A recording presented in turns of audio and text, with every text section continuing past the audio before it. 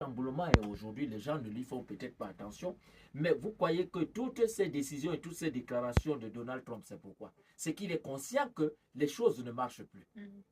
Il est sûr aujourd'hui que le dollar ne sera plus la monnaie internationale. Tout à fait. La marche est vers la dédollarisation justement de l'économie. Effectivement.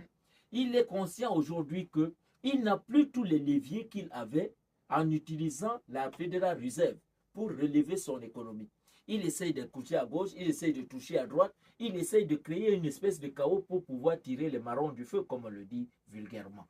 Mais tout ça part de la fameuse guerre en Ukraine, qui a permis à beaucoup de gens de comprendre que les États-Unis n'étaient pas aussi puissants militairement qu'ils le faisaient croire. Un seul pays a tenu tête à tout le temps mélangé. Au jour d'aujourd'hui, nous nous rendons compte que Israël n'est pas aussi protégé que tant, n'est pas aussi puissant que tant.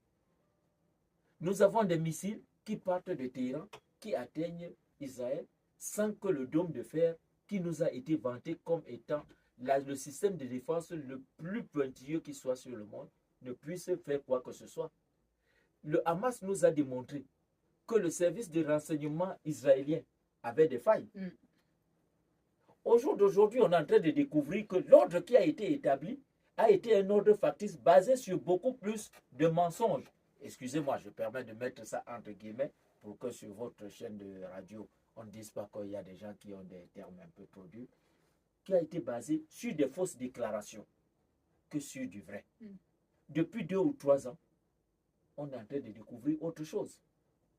En 2022, lorsque la Russie décide de faire ses manœuvres, elle nous a fait comprendre que c'est elle qui était la plus grande puissance militaire. En 2023, lorsque le Hamas va jusqu'à faire des actions en Israël, il nous a fait comprendre que le service de renseignement israélien n'était pas aussi performant que ça. Aujourd'hui, Téhéran, en bombardant Israël, en train de nous faire comprendre que le système de défense militaire israélien n'était pas comme celui qu'il prétendait être. Donc, au jour d'aujourd'hui, nous sommes en train d'aller vers un nouvel ordre. Cet ordre ne va pas seulement être sur le plan politique, sur le plan militaire, sur le plan diplomatique, mais il va aussi être sur le plan économique. Au jour d'aujourd'hui, plus personne ne peut se lever en gendarme ou en décision